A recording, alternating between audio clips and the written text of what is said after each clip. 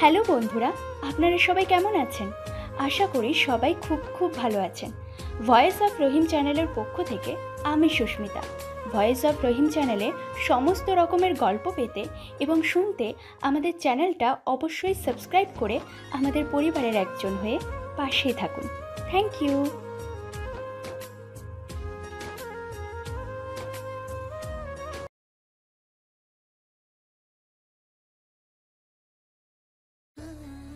বাড়িতে আসছে সেই কুলাঙ্গার ছেলেটা। কই ফাহাদের মা, ওকে দুধ ভাত খেতে দাও। ছেলে আমার রাজ্য জয় করে ফিরেছে। আহাদ সাহেবের কথা শুনে বাড়ির সবাই দ্রুত ড্রয়িং রুমে এসে জড়ো হলো। আহাদ সাহেবের সামনে দাঁড়িয়ে আছে আবির। আহাদ সাহেব আবিরকে দেখেই কথাটা বলল। আবির কিছু বলল না, চুপচাপ দাঁড়িয়ে আছে। আহাদ সাহেব আবারও বলল, তা মহারাজ, আপনি এই গরিবের বাসায় কি মনে করে? আপনার তো রাজপ্রসাদে থাকা উচিত। এরকম ছেলে কেন আমার ঘরে জন্মালো? জন্মানোর সময় আমি কেন মারলাম না? চুপ করবা তুমি? আবির, কোথায় ছিলি রাত থেকে? ওই তো তোমার হাজবেন্ড বললো না আমি রাজ্য জয় করতে গিয়েছিলাম, তাহলে আর জিজ্ঞাসা করে কি হবে? আহাদ সাহেব উঠে দাঁড়ালেন। আবিরের সামনে এসে ঠাস করে আবিরের গালে একটা চড় বসিয়ে দেন। আবির তখনও কিছু না বলে দাঁড়িয়ে থাকে। আবিরকে উদ্দেশ্য করে আহাদ সাহেব বলল, দেখেছো ফাহাদের মা, বেয়াদবটার কথা শোনো। মুখে মুখে আবার তর্ক করে। বেরিয়ে যেতে বলি, তারপরেও কুকুরের মতো করে পড়ে থাকবে। লাজ লজ্জা কিচ্ছু নেই। তুমি একটু চুপ। না, নেই। তবে আমি যদি কুকুর হই তবে আপনারাও নিশ্চয়ই কুকুর, কারণ একটা কুকুরের সাথে অন্য কুকুরদের ঝামেলা তো বাঁধবেই। ফাহাদের মা, তোমার ছেলেকে আমার সামনে থেকে চলে যেতে বলো। আমি কিন্তু ওর কোনো কথাই সহ্য করতে পারছি না। কেন সহ্য করতে পারছেন না? আপনাকে কি আমি বাজে কথা বলেছি? বড় ছেলে মেয়ে তো আপনাকে গালমন্দ করে, তখন সেটা খুব মিষ্টি লাগে, তাই না? আসলে আমি সামনে থেকে কথা বলি তো, সেজন্য খুব গায়ে লাগে। আবির, মুখ সামলে কথা বল, না হলে তোকে বাড়ি থেকে মেরে বের করতে একটু খারাপ লাগবে না, বলে দিলাম। মারবে? বড় হয়েছে বলে মারবে? বুঝি তো আমি সব। বাবার সব টাকা পয়সা হাতানোর লোভে বাবার পায়ে ধরে বসে থাকো। তাছাড়া ভাবির বুদ্ধিও তো বেশ মাশাআল্লাহ। অথচ তোমার বউ যে ছোট ড্রেস পরে এখানে সেখানে তোমার অনুমতির তোয়াক্কা না করে বের হয়, সেটা পুরুষত্ব দেখায়? আর আমাকে মারলে খুব দেখাবে? হ্যাঁ। আবিরের মুখ থেকে কথাগুলো শুনতেই ফাহাদ আর দেরি করে না। সোজা আবিরের কাছে এসে লাঠি দিয়ে হাতে জোরে একটা বাড়ি দেয়। রেহেনা বেগম ছাড়া কেউ আর এগিয়ে আসে না। আবির নিশ্চুপ দাঁড়িয়ে আছে। পুরো বাড়িতে তখন বেশ একটা থমথমে পরিবেশের মতো অবস্থা। ফাহাদ বলে, হারামি, জানোয়ার, কুত্তার বাচ্চা, তোর লজ্জা করে না ভাবিকে নিয়ে বাজে কথা বলিস? সারাদিন তুই কি করে বেড়াস? এখানে মারামারি, সেখানে মারামারি, এর সাথে ঝামেলা, তার সাথে ঝামেলা, সব সময় এসব করে বেড়াস। বারবার মান সম্মান রাখিস। অতীতের দিন তোর বিচার শুনতে শুনতে আমাদের কান পচে গেছে। অতিরিক্ত হয়ে পড়েছি। আর তুই শেখাস কিভাবে চলতে হবে? চলে যা এখান থেকে। হ্যাঁ, আমি গেলে তো সম্পত্তির ভাগ তোমার বউ বিষপিরা দিয়ে ঠিকই হাতিয়ে নেবে। সেটা তো হবে না। আমি তো চলে যাব না। আর আপু তো নিজের জামাই নিয়ে এখানে বসে থাকা শুরু করেছে, যাতে সেও তার কানা করেও না ছাড়ে। আবির, তুই কি থামবি নাকি আমি বাড়ি থেকে চলে যাব? আবির চুপ হয়ে যায়। সে তার মায়ের দিকে তাকিয়ে থাকে। আহাদ সাহেবও কোনো কথা বলে না। আবির সবার দিকে তাকিয়ে বলে, ছোট থেকেই তোমরা আমাকে অবহেলা করেছ। কারণ কি আমি তোমাদের কথা শুনি না? বেয়ারা হয়ে চলি। কেন চলি? কারণ বড় বোন বড় ভাইকে তোমরা পড়িয়েছো দামি স্কুলে, আর আমাকে পড়িয়েছ ভাঙাচোরা স্কুলে।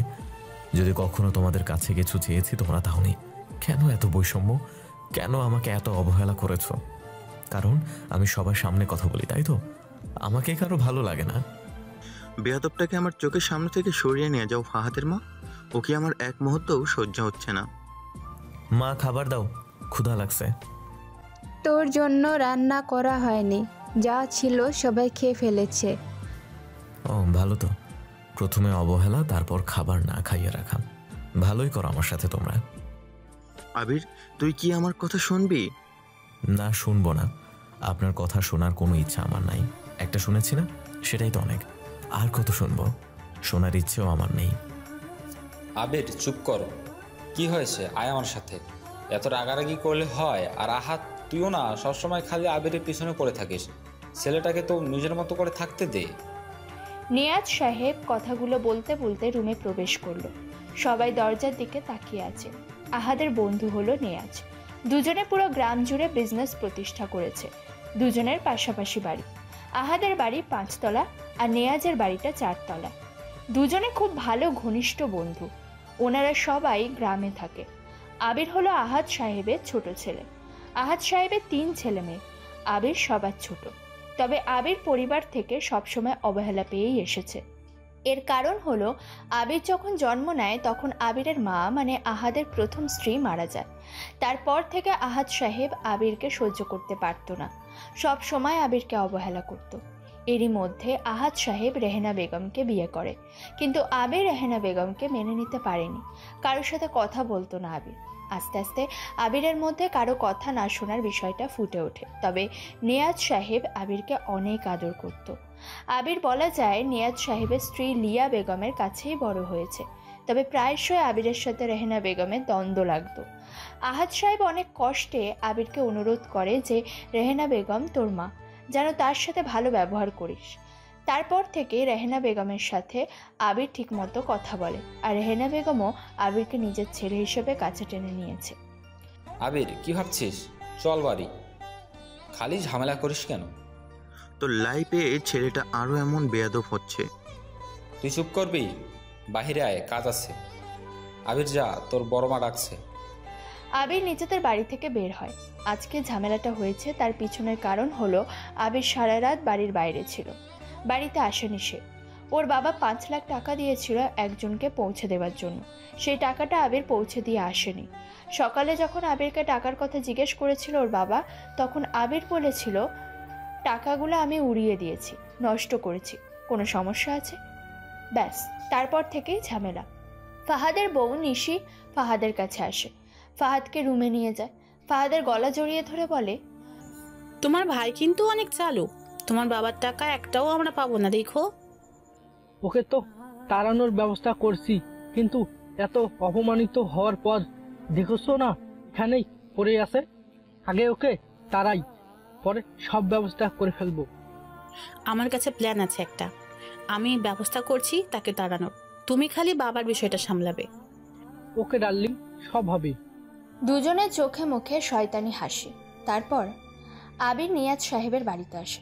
দরজা দিয়ে যখন প্রবেশ করতে যাবে তখনই প্রান্তির সাথে ধাক্কা লাগে। আবিরকে দেখেই বলে, ওই তুই কানা নাকি? চোখে দেখিস না নাকি আমি সুন্দরী বলে আমার গায়ে এসে ধাক্কা দিস? চুপ কর তো খুন্তি। তোরে দেখে আমার কোনো ফিলিংস আসে না। আমার মেজাজ খারাপ, সামনে থেকে যা। এ তোর মেজাজ খারাপের ধারে কে? সরি বল আমাকে। আর ফর ইউ কাইন্ড ইনফরমেশন, আমার নাম প্রান্তি, নট খুন্তি। সো ঠিকভাবে কথা বল আমার সাথে, না হলে তোরে চিমটি কাটবো। ধুর, একটুখানি চিক নামে সে আবার বল আমাকে নাকি চিমটি দেবে।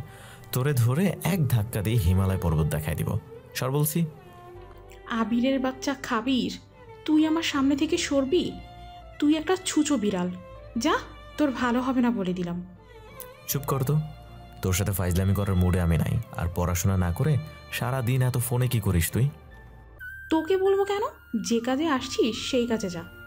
প্রান্তি আর কিছু না বলে বাইরে চলে যায়। প্রান্তি হলো নিয়াজ সাহেবের মেয়ে। দেখতে যথেষ্ট সুন্দরী। আবিরের থেকে খুব একটা ছোট নয়। আবির তার বড় মাকে ডাক দেয়। বড় মা, কই তুমি? প্রান্তির মা কেয়া বেগম বলে, এই তো রান্নাঘরে আছি আমি, চলে আয়। আবির সোজা রান্নাঘরে চলে আসে। একটা টুলে গিয়ে বসে আবির। কেয়া বেগম আবিরের জন্য প্লেটে ভাত বেড়ে মুখের সামনে ধরে। আবিরকে খাইয়ে দেয়। জিজ্ঞাসা করে, শুনলাম তোর বাবা নাকি তোর কাছে 5 লাখ টাকা দিয়েছিল, কাকে যেন দেবে। তুই নাকি সেটা দিসনি। কি করেছিস এতগুলো টাকা? আর বলো না বড় মা, গ্রামের শেষ প্রান্তে কয়দিন আগে যে আগুন লেগে গ্রামটা পুড়ে গেল না, আমরা সবাই মিলে তাদেরকে ডোনেশন দিবে বলে ঠিক করেছিলাম। সেখানে 3 লাখ টাকা শর্ট পড়েছিল, তাই আমি সেই 5 লাখ টাকা সেখানে দিয়ে আসছি। বাবার তো অনেক কিছু আছে, অনেক টাকাও আছে। এত টাকা দিয়ে কি করবো উনি? ভালো লাগে না এসব। আবির, তুই যে মানুষের জন্য এত কিছু করিস, তোর বাবা জানে? না, জানে না। ওনার তো এসব পছন্দ না। যাই হোক, রাতে আমি সেই গ্রামেই ছিলাম। একজনের কতগুলো গরু আগুনে পুড়ে মরেছে, ভালো লাগে না। এসব করে বেড়ালে হবে? বাবার বিজনেসে মন দে। তোর ভাই তোর বোন কত কি করলো, তোর বাবার কাছে কত প্রিয় তারা। ওরা আবির কথা বলতে পারে না। দরজার কাছে প্রান্তি এসে দাঁড়ায়। তার মা আবিরকে খাইয়ে দিচ্ছে দেখে প্রান্তি বলল, ইস, কত সুখ দেখো। আমার মা আমাকে খাইয়ে দেয় না, আর সে এসে আমার মায়ের কাছে খাবার খায়। বেটা ছুঁচা বিড়াল। আর তুই কি আমার রুম থেকে আমার বডি স্প্রে চুরি করেছিস? আমি দেখিনি ভাবছিস? তুই তো চোর না রে, তুই তো চোরের লিডার। কি বলি? আমি চোর? তবে রে দাঁড়া, তোকে দেখাচ্ছি মজা। আবির উঠে আসে। প্রান্তির মাথায় জোরে একটা গাঁটটা মারে। প্রান্তি আরও রেগে যায়। আবিরের বুকে জোরে একটা ঘুষি দেয়। আবির প্রান্তির নাক টেনে দিয়ে দ্রুত বাড়ি থেকে বের হয়। প্রান্তি চিৎকার করে বলে, তোকে আমি পরে দেখে নিব, এখন তো পালিয়ে গেলি। হাহ, পরে তোর কপালে দুঃখ আছে বলে দিলাম। আবির বের হয় বাড়ি থেকে। আবির যখন তার বাইকে বসে তখন তার বন্ধু সাজিদ, নেহাল আর সাকিব এসে দাঁড়ায়। কি ব্যাপার, তোরা একসাথে যে? আবির, তোর চাচাতো বোন আরিয়াকে মেম্বারের ছেলে তামিম আর ওর বন্ধুরা মিলে অনেক বাজেভাবে টিজ করছে। ওর ওড়না কেড়ে নিয়েছে, সে এখনো সেখানে বসে কাঁদছে। কি? ওদের এত বড় সাহস? ওরা কোথায় রে? মোড়ে দাঁড়িয়ে আছে। আবির শোন, ওদের কাছে ছুরিও আছে। তোরা যাবি নাকি থাকবি? আবির সাবধান, ওরা কিন্তু 10 জন আছে। শোন, ভাই যতই খারাপ হোক অথবা বোনও যতই খারাপ হোক, কোনো ভাই তার বোনের বিপদে বসে থাকে না। Game is not a life, life is a game forever ever.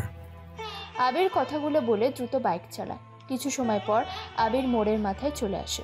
তামিমের পাশে দাঁড়িয়ে আছে আরিয়া। আরিয়াকে এক হাত দিয়ে জড়িয়ে রেখেছে তামিম। আরিয়ার বুকে ওড়না নেই। আরিয়া বুকে হাত বেঁধে দাঁড়িয়ে আছে, আর তামিম সেলফি তুলছে জড়িয়ে ধরে রেখে।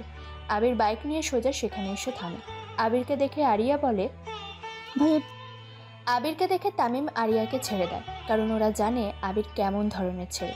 আবির এই গ্রামের কোথাও ঝামেলা হলে সেখানে থাকবেই। আর এবার তো ওরা সরাসরি আবিরের বোনের সাথে বাজে ব্যবহার করেছে। আবিরের কাছে দৌড়ে আসে আরিয়া। আরিয়ার গায়ের শার্ট খুলে পরিয়ে দেয় আবির। তারপর আরিয়াকে বলে, যা বাইকের কাছে গিয়ে দাঁড়া, আমি ওনা নিয়ে আসছি। আরিয়া আবিরের হাত ধরে। ভাইয়া প্লিজ বাড়ি চলো, ওদের সাথে ঝামেলা করতে হবে না। বড় বাবা তোমাকে অনেক বকা দেবে। আমার জন্য কথা শোনো প্লিজ। আচ্ছা বেশ, চল তাহলে। আবির আরিয়ার হাত ধরে বাইকের কাছে আনে। ঠিক তখনই তামিম বলে, কিরে হিরো, তোর বোনের ওড়না নিবি না? তোর বোনের বুকের স্পর্শ লেগে আসে ওড়নাতে।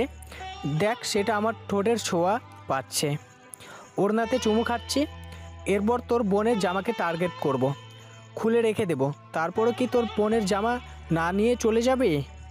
আবির থেমে যায়, ঘুরে পিছনে তাকায়। আবিরের হাত আরিয়া শক্ত করে ধরে রেখেছে, কারণ আরিয়া জানে আবির কতটা বেয়ারা। তাকে কন্ট্রোল কেবল নিয়াজের বউ আর রেহেনা বেগমই করতে পারে। তারপরে আরিয়া শক্ত করে ধরে রেখেছে। আবির কথা শোনে না কারো, আর সেই জন্য আহাদ সাহেব সহ ফাহাদ, রেনু, রাহাত, ফরহাদ সবাই অনেক বকা দেয়, অবহেলা করে। আবিরকে তারা মারেও। আরিয়াকে আবির বলে, আমার হাত ছাড়। না ভাইয়া প্লিজ যেও না, ওরা অনেক খারাপ। তুমি ঝামেলা করলে তোমার বাবার কাছে বিচার চলে যাবে, তোমাকে বাড়ি থেকে বের করে দিবে। আমার হাত ছাড় আরিয়া, দেখছিস না ওরা তোর ওড়না দিয়ে মুখ মুছছে, আমি ওদেরকে আজ মেরেই ফেলবো। আবিরের কথা শেষ হতেই ওরা উচ্চস্বরে হাসতে থাকে। আবির যখন ওদেরকে মারতে যাবে তখনই সাকিব, নেহাল আর সাজিদ এসে আবিরকে আটকায়, কিন্তু আবির আর কারো কথা শুনবে না। সে এগিয়ে যায়, কোমর থেকে একটা ছুরি বের করে। তারপর আবির হাতে ছুরি নিয়ে এগিয়ে যায়। সে আর কারো দিকে তাকায় না, সোজা গিয়ে তামিমের হাতের বাহুতে কয়েকবার ছুরি চালায়। তারপর যে হাত দিয়ে আরিয়াকে টাচ করেছিল সে হাতের তালুতে কতগুলো ছুরির আঘাত করে। এরপর চোখের দিকে ছুরি ধরে আবির বলে, আজকে তোকে মাফ করে দিলাম। এরপর যদি তুই আমার বোন সহ এলাকার কোনো মেয়ের দিকে তাকিয়েছিস, সেদিন তোর 2 চোখ আমি উপড়ায় ফেলবো। Your life not a game, but my life is a game, so mind it. আবির তামিমের থেকে চলে আসে। আসার সময় ওড়নাটা নিয়ে আসে আরিয়ার কাছে। তারপর সন্ধ্যার একটু আগে আবির বাড়িতে প্রবেশ করে। যখন সে নিজের রুমে যাবে দেখতে পায় সে নিয়াজ, আহাদ, ফরহাদ আর রাহাত বসে আছে। এনারা চারজন হলো পুরো এলাকা জুড়ে বিজনেস করে। নিয়াজ বাদে বাকি দুজন মানে রাহাত আর ফরহাদ হলো আবিরের চাচা। আবির রুমে যাবে এমন সময় নিয়াজ আবিরকে ডাক দেয়। বাড়ির সবাই তখন পিছনে এসে জড়ো হয়েছে। আবির সামনে গিয়ে দাঁড়াতে নিয়াজ বলল, আবির, আজকে কি হয়েছিল? শুনলাম সকালে নাকি মেম্বারের ছেলের সাথে ঝামেলা করছিস। তামিম নাকি হাসপাতালে, ওর বাবা আমাদেরকে অনেক কথা শুনিয়ে গেছে। হ্যাঁ, সত্যি কথা, আমি তামিমকে মেরে হাসপাতালে পাঠিয়েছি। কারণ আবির পুরো কথা শেষ করতে পারে না। আহাদ সাহেব উঠে এসে আবিরের গালে ঠাস ঠাস করে কয়েকটা চড় বসিয়ে দেয়। চড় মারতে মারতে বলে, জানোয়ার, হারামি, কুত্তার বাচ্চা, জীবনে আর কত জ্বালাবি তুই? এত মানুষজন মারা যায়, তুই কেন মরিস না? তুই মরলে অনেক খুশি হতাম। অন্তত তোর জন্য আমার কাছে বিচার আসতো না, জরিমানা দিতে হতো না। কত টাকায় দিতে হয়েছে জানিস? 2 লাখ টাকা দিতে হয়েছে মেম্বারকে তার ছেলের চিকিৎসার জন্য। আর কত জ্বালাবি আমাকে? শান্তি দিবি না তুই? মরে গেলে একটু শান্তি পেতাম। আহাদ সাহেবের কথা শুনে আবির মাথা নিচু করে ফেলে। চোখ দিয়ে আবিরের পানি পড়া শুরু করেছে। নিজের জন্ম দেওয়া বাবার মুখ থেকে এরকম কথা শুনতে পারবে কখন আবির কল্পনাও করেনি। বাবা মানে শাসনের নামে আদর করা জানতো আবির, কিন্তু আজ আহাদ সাহেব যেন সব কিছু উল্টো প্রমাণ করে দিল। জন্মদাতা বাবা নিজে তার ছেলের মৃত্যু কামনা করে, এমন কথা শুনে কোনো ছেলে ঠিক থাকতে পারে না, সে আরও বেয়ারা হয়ে যায়। আহাদ, তুই কি পাগল হয়ে গেছিস? তুই কি জানিস তুই কি বলছিস? তুই চুপ কর। তোর সাহসে ও যা ইচ্ছে তাই করবে, এটা কখনো হবে না। ওর এত সাহস কে দিয়েছে? কিভাবে পায় ও একটা মানুষকে ছুরি দিয়ে আত্মহত্যা করে হাসপাতালে পাঠাতে পারে? জানে না ও? তবে শুনতে বল, ওর জন্য পুলিশ আসতে চাইছিল, টাকা দিয়ে সেটা বন্ধ করেছি। ওর মান সম্মান থাক বা না থাক, আমার তো আছে। আমার সমাজ নিয়ে চলতে হয়। একজন মরছে, লাস্টে করে ওর একটা কুলাঙ্গার জন্ম দিয়েছে। সে মরছে, ভালো করেছে। তবে সে না মরে অন্তত এই জানোয়ারটা তো মরতে পারতো। আহাদ সাহেব হাঁপিয়ে গেছেন। এখানে সে বলতে আবিরের আগের মায়ের কথা বলেছেন তিনি। আবির বুকে হাত বেঁধে দাঁড়িয়ে আছে। আবিরের ছোট চাচা রাহাত বলে, এমন ছেলে থাকার চেয়ে না থাকাই ভালো। আমার ছেলে হলে নিজেই বিষ দিয়ে মেরে ফেলতাম। দিন দিন পড়াশোনা নেই, কাজের কাজ নেই, খালি অমানুষের মতো আচরণ করে চলবে। এই তোর লজ্জা করে না এইসব করতে? নিয়াজ সাহেব চুপচাপ বসে কথাগুলো শুনছে। আজকে তিনিও কিছু বলতে পারছেন না। আবিরও চুপচাপ আজকে শুনছে। বাড়ির সবাই আহাদ সাহেবদের তখনও পিছনে দাঁড়ানো। আবিরের মেজো চাচা ফরহাদ সাহেব বলল, আসলেই কুলাঙ্গার হয়েছে সে, না হলে ওর জন্য এত বছর ধরে গড়ে তোলা সম্মান শেষ হতো না। বাড়ির কেউ তো কারো সাথে ঝামেলাতে জড়ায় না, সে কেন বারবার ঝামেলায় যাবে? আমাদের কি মান সম্মান নেই? বড় ভাই, তুমি এই ছেলেকে হয় জেলে দিয়ে নয়তো এখান থেকে চলে যেতে বলো। তোমরা কি চুপ করবে? অনেক বলছো, থামো তোমরা। এই রেহানা ভাবি, আবিরকে এখান থেকে নিয়ে যান। আবির যা, রুমে যা, কোনো কথা বলিস না, যা। বড় বাবা, আমি সবসময় এভাবে অবহেলায় থাকবো? আমার কথা শোনার প্রয়োজন কেউ মনে করে না।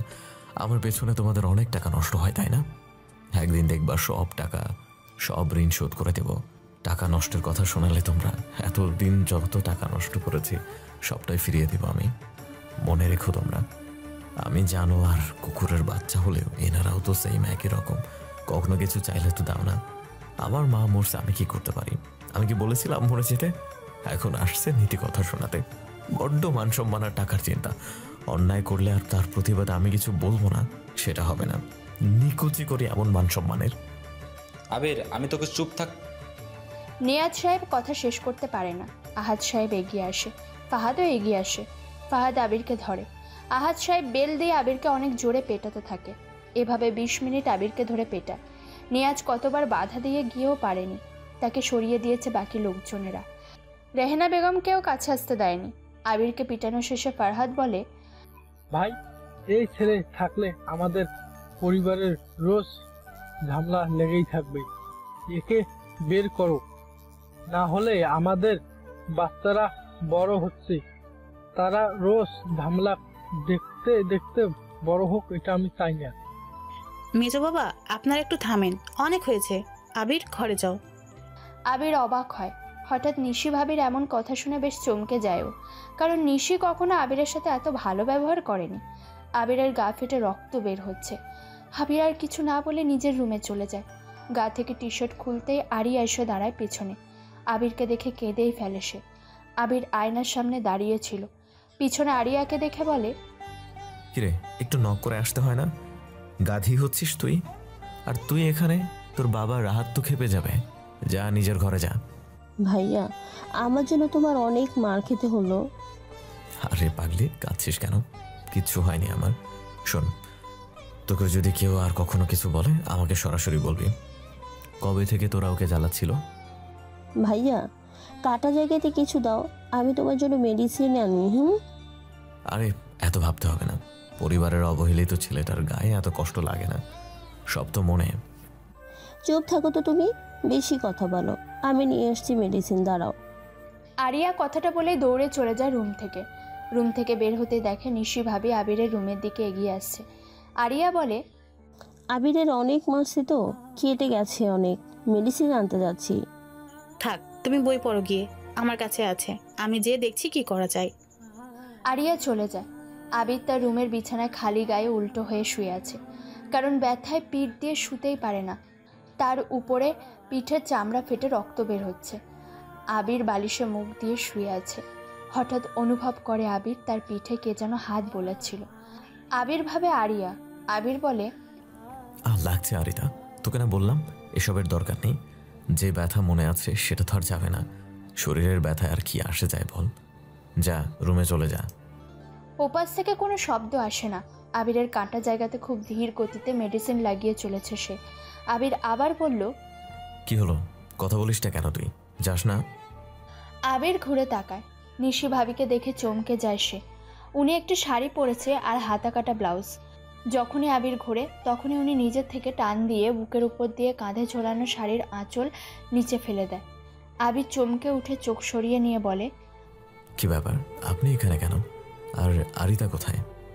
কেন, আমার আশা বারণ নাকি? হ্যাঁ বারণ। আপনি রুমে নক না করে কেন ঢুকলেন? চলে যান। তোমার পিঠে তো কেটে গেছে, তাই একটু মেডিসিন লাগিয়ে দিচ্ছিলাম। কোনো দরকার নেই। আর আপনাকে না বলেছি এসব শাড়ি পরে আমার সামনে আসবেন না।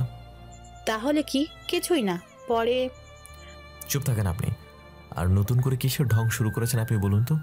আপনি শাড়ি ঠিক করুন। আমার হাতে তো মেডিসিন, শাড়িটা তো পড়ে গেছে, আমি কিভাবে তুলবো? তুমি একটু ঠিক করে দাও না। শারাপ, এসব আজাইরা আহ্লাদ আমাকে দেখাবেন না। ধুর, আপনিই থাকেন, আমি যাচ্ছি এখান থেকে। কথাটা বলে আবির টি শার্ট হাতে নিয়ে নিজের রুম থেকে বের হয়। আবির চলে যেতে ফাহাদ দ্রুত আবিরের রুমে আসে। দরজার দিকে মেডিসিন ছুঁড়ে মারে নিশি, আর সেগুলো ফাহাদ ক্যাচ ধরতে ধরতে বলল, কি ব্যাপার জান, এত রেগে আছো কেন? উফ, কত সুন্দর প্ল্যানটা সাজিয়েছিলাম। এই, তোমার ভাইয়ের কি কোনো নারী দেহের প্রতি ফিলিংস নেই? অসহ্য। আমার মতো হট দেখতে মেয়েকে সে রিজেক্ট করলো কিভাবে? ও নিজেকে কি ভাবে? হ্যাঁ, আমাকে পাত্তা দিল না। আরে ঠান্ডা হও, প্ল্যানটা আজকে নষ্ট হয়েছে তো কি হয়েছে, আমরা অন্যদিন করব, চিন্তা নেই। আবির আবারও বড় কোনো ভুল করবে, সেদিন জোর করে হলেও আবিরকে ফাঁসাতে হবে। চলো এখন আমাদের রুমে। ফাহাদ নিশি তারা তাদের রুমে চলে যায়। আবিরকে ফাঁসানোর আজকে একটা বড় প্ল্যান করেছিল ওরা, কিন্তু আবির সেটাতে পা দেয়নি, কারণ নিশি চেয়েছিল আবিরকে ভুলিয়ে ভালিয়ে নিজের কাছে ডাকা।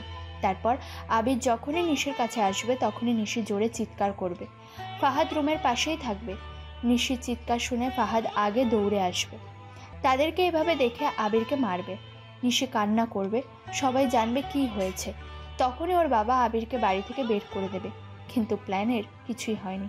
আবির নিজের থেকেই সব নষ্ট করে দিল।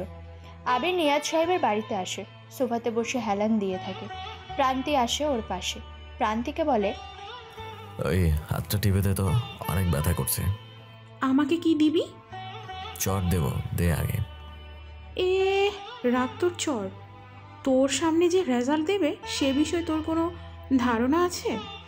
চুপ থাক, বেশি বক বক না করে যা বলছি তাই কর। আমার চুলগুলো টান এখন। তুই কি আমাকে তোর চামচা পাইছিস? পারবো না আমি। তাহলে সামনে থেকে যা এখনই। এটা আমাদের বাড়ি, আমি যেখানে ইচ্ছা থাকবো, তোর সমস্যা কি? প্রান্তি কথা শেষ করতেই আবির প্রান্তির মাথা ঠাস করে একটা জোরে গাঁটটা মারে। আবিরের থেকে এমন গাঁটটা খেয়ে প্রান্তির সারা শরীর যেন কেঁপে ওঠে। প্রান্তির চোখ বন্ধ করতেই মাথার ব্যথা পুরো সারা শরীরে ছড়িয়ে পড়ে। হেঁচকে উঠে যায় প্রান্তির। আবিরের সাথে ওর সবসময় এমন মারামারিরই সম্পর্ক। প্রান্তি গাঁটটার ব্যথা হজম করতে না করতেই আবির প্রান্তির নাক টেনে জোরে প্রান্তির দুগাল চেপে টেনে ধরে একটা টান দেয়। প্রান্তি যেন ব্যথায় চোখে সর্ষের ফুল দেখে। সে কুঁকিয়ে ওঠে। প্রান্তির ফর্সা গাল লাল হয়ে গেছে। আবিরের থেকে এমন মার সে প্রায়শই পেয়ে থাকে। আবির প্রান্তির সামনে থেকে চলে যায় তার বড় মায়ের কাছে। প্রান্তি ব্যথায় এতটাই কাতর হয়ে যায় যে দু চোখ দিয়ে ওর পানি গড়িয়ে পড়তে থাকে। চোখ খুলে আবিরকে কিছু বলতে যাবে তখনই প্রান্তি তাকিয়ে দেখে আবির সেখানে নেই। প্রান্তির মুখের রংটা পরিবর্তন হয়ে রাগের আবির্ভাব ঘটে। সে দ্রুত কেয়া বেগমের রুমে আসে। আবিরকে দেখতে পায় সেখানে। কেয়া বেগমের বিছানায় শুয়ে আছে আবির। পিঠ কেটে রক্ত জমাট বেঁধে আছে। প্রান্তির এতটাই রাগ হয় যে দৌড়ে রান্নাঘরে গিয়ে মরিচের গুঁড়া নিয়ে আসে। আবির দেখার আগে প্রান্তি চুপি চুপি গিয়ে কাটা স্থানে লাগিয়ে দিয়ে দৌড়। আবির লাফ দিয়ে ওঠে। প্রান্তিকে দৌড়ে যেতে দেখে সে। আবির চিল্লায় ওঠে। প্রান্তি দৌড়ে নিজের রুমে গিয়ে দরজা বন্ধ করে দেয়। আবির গিয়ে বলে, এই শয়তান মেয়ে খুন্তি, তুই আমার পিঠে মরিচ লাগাইছিস কেন? দরজা খোল বলছি। কে ভাই আপনি? কাকে চান? এখন ভিক্ষা দিতে পারবো না, যান রাস্তা মাপেন। তোকে আমি পেয়ে নেই, তারপর তোকে আমি বোঝাবো। শয়তান মেয়ে, আমারে চিনিস না তো? হ্যাঁ, যা সর দরজার সামনে থেকে, ভাগ তুই। আবির দরজায় দুটো লাথি দিয়ে সেখান থেকে চলে আসে। প্রান্তির মুখে পৈশাচিকে একটা হাসির রেখা ফুটে উঠেছে। আবিরকে জ্বালিয়ে সে বেশ মজা পায়। আবিরের থেকে প্রান্তি কয়েক মাসের ছোট। দুজনে ওরা একই ক্লাসে পড়ে। দুজনেই ইন্টার এক্সাম দিয়েছে। কিছুদিন পর রেজাল্ট। প্রান্তির খুব শখ আছে আইন বিভাগ নিয়ে পড়বে, তবে আবিরের এসবে শখ নেই। ওর বাবার ইচ্ছে যেন আবির এখন থেকেই তার বিজনেসের কাজ দেখাশোনা করবে। তবে আবির সারাদিন মানুষের সমস্যা দেখে বেড়ায়। এলাকাতে কোনো ধরনের কেউ সমস্যাতে পড়লে আবির সেটা ঠিক করে, আর সে কারণেই আবিরের নামে তার বাবার কাছে বিচার আসে, যেটার প্রমাণ আরিয়ার ঘটনা। সারাদিন আবির মোড়ের মাথায় বসে থাকে। কারো কোনো ধরনের সমস্যা হলে আবির সবার আগে গিয়ে ঠিক করবে। আহাদ সাহেবের বিশাল মাছের বিজনেস। মাছের পুকুরের জন্য কিছু জমি তিনি বছর চুক্তিতে মানুষের থেকে লিজ নিয়েছে।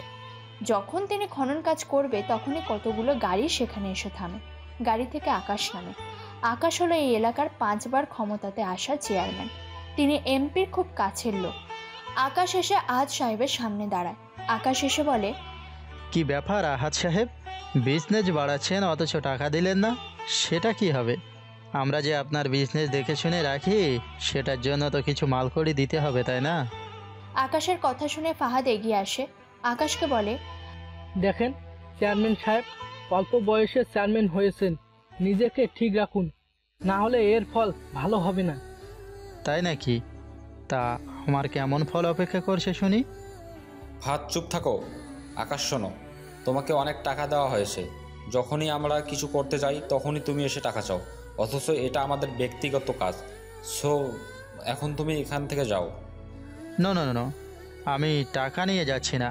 5 লাখ টাকা ছাড়েন, আমি এখান থেকে যাই। টাকা হবে না, যেতে বলেছি যাও। এই বুইড়া, টাকা নিয়ে আমি যাব না। টাকা লাগবেই লাগবে, না হলে সব কাজ বন্ধ করে দেব। আচ্ছা, দেখে কিভাবে বন্ধ করো। ওকে বাচ্চারা।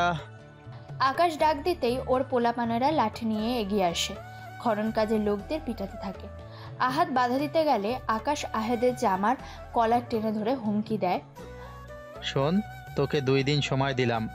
এর মধ্যে যদি 5 লাখ টাকা না দিস, তোর হাত পা ভেঙে বাড়িতে বসিয়ে রাখবো বলে দিলাম। আকাশ আরও কিছু বলে। সবার মধ্যে বেশ কথা কাটাকাটি হয়। সেই রাস্তা দিয়ে সাকিব, সাজিদ আর নেহাল যাচ্ছিল। আকাশ আহাদকে হুমকি যখন দেয় তখন সেটা ওরা দেখে। বাইক চালিয়ে ওরা 3 জন সোজা চলে আসে আবিরের কাছে। আবির তখন নিয়াজ সাহেবের বাড়ি থেকে বের হচ্ছিল চুইংগাম চিবাতে চিবাতে। প্রান্তিকে সামনে দেখতে পায়। গতরাতে প্রান্তের মরিচ লাগানোর কথাটা মনে পড়ে। প্রান্তি বসে চুল আঁচড়াচ্ছিল। আবির গিয়ে পাশে বসে। পাশেই তেলের বোতল ছিল। আবিরকে দেখে প্রান্তি চমকায়, কারণ আবির একদম চুপচাপ দাঁড়িয়ে আছে। ঝড় আসার আগে আবিরের এমন চুপচাপ ভাব দেখে প্রান্তি ভয় পায়। কি রে, অমন করে তাকিয়ে আছিস কেন? দেখছি তোকে। আমাকে দেখার কি আছে? তোর মতলবটা কি বলতো আমাকে?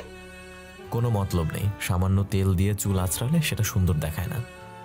সুন্দর দেখাতে লাগবে না তোর, তুই এখান থেকে যা। আমার কাছে ট্রিপস অ্যান্ড ট্রিক্স আছে, কিভাবে চুল সুন্দর করা যায় সেটা দেখাচ্ছি দাঁড়া। আবির কথাটা বলেই তেলের বোতল নিয়ে সব তেল প্রান্তির মাথার উপরে ঢেলে দেয় আবির। প্রান্তি কিছু বোঝার আগেই মাথা বেয়ে সব তেল ওর নতুন জামার উপরে এসে পড়তে থাকে। প্রান্তি চিৎকার করে কেঁদে ওঠে, কিন্তু আবির থামে না। প্রান্তিকে আরও শাস্তির জন্য ওর চুলে চুইংগাম লাগিয়ে মারে এক দৌড়। প্রান্তি চিৎকার করে বলে, হারামি, কুত্তা, বিলাই, মহিষ, খাবি, তোকে আমি যে কি করব তুই জানিস না। দাঁড়া, সুযোগ আসুক আমার। তুই তো আমাকে চিনিস না। আচ্ছা, পরে দেখিস আমাকে, আমি দেখতে অনেক সুন্দর। আবির কথাটা বলেই দৌড়াতে থাকে। এক দৌড়ে বাড়ির বাইরে এসে দেখে নেহালরা দাঁড়িয়ে আছে। আবির ওদেরকে একসাথে দেখে বলে, কি ব্যাপার, তোরা হঠাৎ এখানে? কোথাও যাবি নাকি আজকে? আবির, চেয়ারম্যান আকাশ আছে না, জানিস তো? হ্যাঁ, তোকে কিছু বলছে নাকি? না, আমাকে কিছু বলেনি, কিন্তু তোর বাবাকে হুমকি দিয়েছে। জামার কলার টেনে ধরে হয়তো চড়ও মেরেছে, টাকা চেয়েছে, দেয়নি বলে নেয়াজ আঙ্কেলকেও নাকি হুমকি দিয়েছে। ও আকাশ চেয়ারম্যান না? চল তো দেখি। আবির, আকাশ সেখানে নেই, ও চলে গিয়েছে। আবির বাইক স্টার্ট দেয়, চেয়ারম্যানের অফিসের উদ্দেশ্যে বের হয় ও। প্রান্তি আবিরের কারণে অনেকগুলো চুল কেটে ফেলেছে। প্রান্তি তার চুলকে অনেক ভালোবাসে। আবিরের জন্য আজ ওর কতগুলো চুল কাটতে হয়েছে। আবিরের এটার শাস্তি তো পেতেই হবে, কিন্তু কিভাবে? আবিরকে কে শাস্তি দিতে চায়, কিভাবে কি করবে বুঝতে পারছে না। হঠাৎ প্রান্তের মাথায় অনেক বড় একটা প্ল্যান আসে। সে আবিরের জন্য সারা সময় গেটের কাছেই অপেক্ষা করে, কারণ এই প্ল্যানিংটার জন্য আগে আবিরকেই ওর দরকার। আবিরকে এবার বোঝাবে প্রান্তি কি করতে পারে, কারণ একটা মেয়ের কাছে তার সবচাইতে বড় সৌন্দর্যের বিষয় হলো চুল, অথচ আবির দোষ করে উল্টা আবার প্রান্তির চুলগুলোকে নষ্ট করেছে। এর শাস্তি তো আবিরকে পেতেই হবে। আবির নিজেকে বড় মনে করে, ওরে যে কি করবে প্রান্তি সেটা ভেবেই বেশ আনন্দ পাচ্ছে সে। আবির আকাশের অফিসের সামনে আসে। আকাশ চেয়ারম্যান আবিরের থেকে বেশ কিছুটা বয়সে বড়। আবির এসে সোজা তার অফিসের মধ্যে প্রবেশ করে। আবির একটা চেয়ারে বসে, পিছনে ওর বন্ধুরাও দাঁড়িয়েছে। এসে আবিরকে দেখে আকাশ বলে, কি ব্যাপার, তুই কে? এভাবে হুট করে রুমে প্রবেশ করলি কেন? আর সালাম দিস নাই কেন? তুই জানিস না এটা চেয়ারম্যানের অফিস? জানি, সেই জন্য তো এসেছি। কি হয়েছে, এভাবে মুড গরম করে কথা বলছিস কেন? নেহাল, আমার বাবাকে উনি কি বলেছিল রে? আবিরের কথা শুনে নেহাল ভয় পায়, কারণ এমনিতেই এটা চেয়ারম্যানের অফিস, তার উপর চেয়ারম্যানের সামনে জিজ্ঞাসা করেছে আবির। ভয় নিয়ে আমতা করে নেহাল বলল, উনি বলেছিল তোর বাবাকে 3 দিনের ভিতরে 5 লাখ টাকা না দিলে হাত পা ভেঙে ফেলবে। আবির আশেপাশে তাকায়। রুমের এক কর্নারে কয়েকটা হকি স্টিক রাখা আছে। আবির সেদিকে এগিয়ে যায়। সাজিদ, নেহাল আর সাকিব এসে সামনে দাঁড়ায়। সাকিব বলে, আবির, কি করতে যাচ্ছিস? তোর মাথা ঠিক আছে? তুই জানিস এসব কিছু করলে পরে কি হবে? তোর বাড়ির কথা একবার ভাব। সামনে থেকে সর, তোরা ভালো করেই জানিস আমার মাথায় কি ঘুরলে তার শেষ না করা অবধি আমি থামি না। সর বলছি। আবির সোজা হকি স্টিকের কাছে যায়। একটা স্টিক হাতে নিয়ে আকাশের দিকে দ্রুত হেঁটে আসে। আকাশকে তার চেয়ার থেকে পাঞ্জাবির কলার টেনে ধরে বাইরে নিয়ে আসে। চেয়ারম্যানের লোকজন ভয়ে চুপচাপ দাঁড়িয়ে থাকে। আবির অফিসের সামনে এনে আকাশকে লাথি দেয় একটা। আকাশ মাটিতে গিয়ে পড়ে। তারপর হকি স্টিক নিয়ে হাতে আর পায়ে বেশ জোরে জোরে বাড়ি দিতে থাকে। একটা হকি স্টিক পিটাতে পিটাতে ভেঙে যায়, আরও একটা দিয়ে পেটাতে থাকে। চারপাশে লোকজন জড়ো হয়ে গিয়েছে। ভয়ে কেউ আবিরকে থামাতে আসছে না, কারণ সবাই আবিরকে ভালো মতোই চেনে সে কতটা বেয়ারা। আবির চেয়ারম্যানকে পেটাতে পেটাতে বলে, কুত্তার বাচ্চা, তোর এত বড় সাহস কে দিয়েছে আমার বাবারে তুই হুমকি দিয়ে আসছিস? তার সাথে বেয়াদবি করছিস কোন সাহসে? তুই যদি আমার বাবাকে মেরে ফেলার হুমকি দিতি তাহলে আমি তোকে এখানেই মেরে ফেলতাম।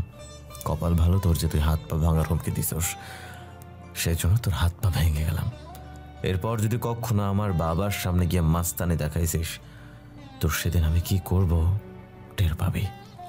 আবির আর কিছু বলে না। আকাশ মারের চোটে জ্ঞান হারিয়ে ফেলে। আকাশের এমন অবস্থা দেখে সবাই ভয় পায়। আবির চলে যায় সেখান থেকে। সারাদিন ওরা চারজন ঘোরাঘুরি করে। বিকেলের দিকে আকাশ বাড়ির দিকে ফিরতে থাকে।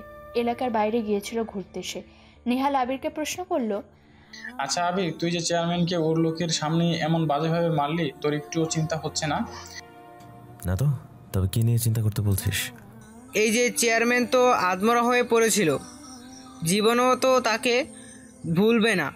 তোর বাবা যদি জানতে পারে কি হবে জানিস? জানলে জানবে, এত কিছু ভাবি না আমি। আমি বেঁচে থাকতে আমার পরিবার, বন্ধু, কারো ওপর যদি কেউ কোনো কথা বলে, অন্যায়ভাবে, তবে তার যে কি করব সেটা পরেই দেখা যাবে। Life is a game just for me. Abir ওদের সাথে কথা বলতে বলতে বাড়ির দিকে আসে। ওরা ওদের মতো বাড়িতে চলে যায়। আবির যখন নিয়াজ সাহেবের বাড়ির সামনে দিয়ে নিজের বাড়িতে যাবে তখন সন্ধে নেমে এসেছে। আবির বাইক চালাচ্ছিল। হঠাৎ নিয়াজ সাহেবের বাড়ির সামনের গাছতলাতে প্রান্তিকে দাঁড়িয়ে থাকতে দেখে আবির। সে প্রান্তির সামনে এসে বাইক থেকে নেমে আবির বলে, কিরে, এখানে দাঁড়িয়ে কি করছিস? দূর থেকে মনে হয়েছিল একটা পেতনি দাঁড়িয়ে আছে। আমি পেতনি? তোর কি কি হয়েছে, মুড অফ নাকি? আবির, একটা কাজ করে দিবি? হ্যাঁ দেবো, কি হয়েছে বল। আমার পিঠের ভিতর না কি যেন হয়েছে, দেখ তো একটু। কোথায়? কোমর সোজা হাত দে, দেখ। আবির কোমরে হাত দিতেই প্রান্তি আবিরকে জড়িয়ে ধরে, আর সাথে সাথে প্রান্তি জোরে একটা চিৎকার দেয়। এতটাই জোরে চিৎকার ছিল যে বাড়ির ভিতর থেকে সবাই দৌড়ে চলে এসেছে। সবাই এসে দেখে আবির প্রান্তিকে জড়িয়ে ধরে রেখেছে। সবাইকে দেখে প্রান্তি আবিরকে ছেড়ে নিজের মায়ের কাছে গিয়ে পিছনে দাঁড়ায়। প্রান্তি কাঁদতে থাকে, জিজ্ঞাসা করে, কি হয়েছে মা, এমন চিৎকার করলি কেন? আমি বলতে পারবো না, তোমরা কেউ বিশ্বাস করবে না। কি হয়েছে বলো এক্ষুনি। সত্যি বিশ্বাস করবা তো? হ্যাঁ করবো, কি হয়েছে বল। বাড়ির সবাই এমনিতে আবিরের উপরে রেগে। খানিক আগে পুলিশ এসেছিল আবিরদের বাড়ি, মানে আহাদ সাহেবকে শাসিয়ে গেছে আবিরকে থানাতে নিয়ে যাবে, কিন্তু আবির বাড়ি ছিল না। পুলিশ এসেছিল আকাশকে পিটানোর জন্য। এদিকে প্রান্তির হঠাৎ এমন চিৎকারে পাড়ার অনেক মানুষজন জড়ো হয়ে যায়। প্রান্তি কাঁদতে কাঁদতে বলে, আমি বড় বাবাদের বাড়ি যাব বলে বের হয়েছি। আবির তখন আমার সামনে এসে দাঁড়ায়, আমাকে দেখে বলে চল ঘুরতে যাব। আমি বলি এখন রাতে যাব না। সে জোর করতে থাকে, কিন্তু আমি শুনি না। সে গাছের নিচে আসি, তখন সে আমার পেছনে এসে আমাকে জড়িয়ে ধরে, আমার ঠোঁটে চুমুও খেয়েছে। আমি বাধা দিতে গিয়েছি, সে আমার পেটে কোমরে হাত দিয়েছে। আমি দৌড়াতেও গিয়েছি, দেখি সে জোরে আমার কাপড় চেপে ধরেছে। দেখুন আমার কোমরের কাপড় ছেঁড়া। আমাকে সে। প্রান্তি এবার থামে, কান্না করতে থাকে সে। আবির অবাক হয়, প্রান্তি এমনটা করবে কখনো আবির ভাবতেই পারেনি। অথচ প্রান্তির দিকে আবির কখনো কোনো বাজে দৃষ্টিতে তাকায়নি, কিন্তু প্রান্তির সোজা আজকে আবিরকে এভাবে মিথ্যা অপবাদ দেবে ভাবতেই পারেনি। আবিরের মুখ থেকে কোনো কথা বের হচ্ছে না, সে কি বলবে বুঝতেও পারছে না। নিয়াজ সাহেব বলে, প্রান্তি, তুই কি ভুল বকছিস? আবির কখনো এমন করবে না। জানতাম কেউ বিশ্বাস করবে না, এই জন্য বলতে চাইনি। আমি মিথ্যে বলছি তাই তো? তাহলে তাকে জিজ্ঞেস করো সে আমার কোমরে হাত দিয়েছিল কিনা। তবে তুই? নেহাস, তুই চুপ থাক। আমি জানি আমার ছেলে কেমন, ও তো একটা জানোয়ার। তবে এটুকু বিশ্বাস ছিল ও মারামারি করে, কিন্তু কখনো মেয়েদের সাথে বাজে কিছু করবে না। অথচ আস্তা ভুল প্রমাণ করে দিল। আমার কিছু শোনা লাগবে না, আমি বুঝে গিয়েছি এখন কি করতে হবে। ফাহাদকে ডাকতেই ফাহাদ দৌড়ে গিয়ে বাড়ির ভিতর থেকে চাবুক বের করে আনে। প্রান্তি ভয় পায়, সে আবিরকে এত বড় শাস্তি দিতে চায়নি। সে ভেবেছিল আঙ্কেল মানে আহাদ সাহেব আবিরকে শুধু বকাঝকা করবে বা খুব জোরে চড় মারবে, কিন্তু এই চাবুক আহাদ সাহেব সবসময় বের করেন না। যখন অনেক রেগে যান তখনই বের করেন, আর তার ফল এবার আবির পেতে যাচ্ছে। আবিরের কাছে এসে আহাদ সাহেব আবিরকে চাবুক দিয়ে পেটাতে থাকে। আবির কেবল অপলক দৃষ্টিতে প্রান্তির দিকে তাকিয়ে আছে। প্রান্তি বাক্রুদ্ধ হয়ে যায়, নিজের ছেলেকে এভাবে কেউ পেটাতেও পারে? আহাদ সাহেব আবিরকে মারতে মারতে বলে, জন্ম দিয়েছিলাম একটা কুলাঙ্গার জানোয়ার ছেলে, এত মানুষ মরে, তুই কেন মরিস না? আর কত জ্বালাবি আমাকে? চেয়ারম্যানকে গিয়ে ওর অফিসের সামনে ফেলে পিটিয়েছিস। তোর কি একটু আমার মান সম্মানের কথা মনে পড়লো না? যার সাথে দেখা করি সেই তোর নামে বিচার দেয়। আজ তো বাড়িতে পুলিশও এসেছে, খালি তোকে পায়নি দেখে চলে গিয়েছে। সবই তো ঠিক ছিল, কিন্তু তুই এমনটা করলি কেন? প্রান্তি তো আমার মেয়ের মতোই, তুই তার সাথে এমন কাজ কিভাবে করতে পারলি? নিয়াজের সামনে মুখ দেখাবো কি করে আমি? মানুষজন তোর দিকে না তাকালেও আমার দিকে তাকাবে। এত অপমান অপবাদ নিয়ে বেঁচে থাকার কোনো মানেই নেই। আমার মরে যেতে হবে। আমি কি তোর কাছে খুব বড় অন্যায় করেছি? করলে বল, মাপ চাচ্ছি। হাত জোর করে পা ধরে আমি তোর কাছে মাপ চাইবো। চলে যেতে পারিস না তুই? তোর যেদিকে মন চায় চলে যা, আমাকে একটু ভালো থাকতে দে। কখনো তোর খোঁজ নেব না। হয় তুই কিছু করবি, নয়তো আমার মরা মুখ দেখবি। আহাদ সাহেব থামলেন, তবে বাকিরা থামলেন না। বাড়ির সবাই এক এক করে এসে আবিরকে মারলো আর কথাও শোনালো, কিন্তু তিনজন মানুষ চুপচাপ দাঁড়িয়েছিল। তারা হলো নেয়াজ, কেয়া আর রেহানা বেগম। তিনজন আবিরের মার খাওয়া দেখে কেঁদে ফেলেছে। আবিরের গা থেকে রক্ত গড়িয়ে পড়তে শুরু করেছে অনেক আগে। এত এত মার খাওয়ার পরও আবির একবারও প্রান্তির দিক থেকে চোখ সরায়নি। প্রান্তি মাথা নিচু করে নিয়েছে। প্রান্তিও এত কিছু ভাবেনি যে এমন হবে। আবির বলে, ঠিক আছে, আজ আমি চলে যাচ্ছি, তবে আর আসবো না কখনো তোমাদের মাঝে। খারাপ ছেলেটা আর ফিরবে না কখনো তোমাদের কাছে। আবির শোন, এভাবে যাস না বাপ। আবির আজকেও কারো কথা শোনে না। নিশি ভাবি আবিরের ব্যাগ গুছিয়ে এনে দিয়েছে। আবির ব্যাগ হাতে নিয়ে প্রান্তির কাছে আসে। প্রান্তিকে বলে, অনেক ধন্যবাদ আপনাকে, চলে গেলাম, ভালো থাকবেন। তারপর প্রান্তির দেওয়া মিথ্যা অপবাদ আর বাবার দেওয়া অত্যাচারের আঘাত নিয়ে আবির গ্রাম ছেড়ে চলে আসে। তারপর সে সোজা নিজের মামার বাড়িতে আসে। আবিরের মুখ থেকে সব কিছু শুনে ও শহরের বন্ধুরা বেশ আপসেট হয়। 8 বছর হলো আবির তার পরিবারের সাথে দেখা করে না, কথাও বলে না। আজকে আবির সবার সামনে সব কিছু প্রকাশ করলো। আজকে ভার্সিটির লিভ টুগেদার পার্টি ছিল। যারা 2 বছর আগে ভার্সিটি ছেড়েছিল তাদেরকে নিয়ে পার্টি রাখা হয়েছিল। আবির সবার শেষে পার্টিতে জয়েন করেছে। পার্টিতে সবাই ট্রুথ অর ডেয়ার খেলছিল। আবিরকে জোর করে জয়েন হতে বলে। আবির উপায় না পেয়ে সবার অনুরোধে খেলাতে জয়েন হয়। আবিরের পালা আসে। আবিরকে রেখা বলে, গোশত কি নিবি বল? আমি সত্য বলতে ভালোবাসি, তাই ট্রুথ নেব। ট্রুথ? ইস, ডেয়া নিলে তোকে বলতাম নিদিকে কিস করে সেলফি উঠিয়ে সবার কাছে পাঠাতে। দ্যাট হলোই না। চুপ কর বেয়াদব। ট্রুথ নিলাম, তোদের মনে যা যা কোয়েশ্চেন আছে করতে পারিস। কি কোয়েশ্চেন করব? এই তোরা বল, আবিরকে কি কোয়েশ্চেন করব? আমরা তো সবাই জানি আমরা কে, কি করছি। আবির তো বলেনি সে কি করছে। এটা কোনো কোয়েশ্চেন হলো? হবে না। আচ্ছা আচ্ছা, যা, আজকে আনলিমিটেড কোয়েশ্চেন করতে পারবি। তাহলে বল, তুই পড়াশোনা শেষ করে কি করছিস? ব্যাংকে জব করি আর বাবার বিজনেস দেখি, এতটুকুই। 1 মিনিট, তুই ছোট থেকে বলতি মামা বাড়ি থাকিস। তোর বাবা মার কথা জানতে চাইলে তুই কখনো বলতি না, বরং এড়িয়ে চলতি। আজকে সব কিছু বলতেই হবে। হ্যাঁ হ্যাঁ, ও কেন মামার বাড়িতে থাকবে? কোশ্চেন করলে উত্তর কেন দেনি? সব কিছু বলতে হবে তোকে। বন্ধুরা সবাই আবিরকে চেপে ধরে। আবির গা থেকে শার্ট খুলে আগুনের কাছে এসে বসলো। পার্টিটা রাখা হয়েছিল একটি সরকারি পরিষ্কার ছোট জঙ্গলে। পরিচিত অনেক বন্ধুদেরকে ইনভাইট করা হয়েছিল পার্টিতে। লিভ টুগেদার পার্টি শুরু হয় রাত 9টার পর।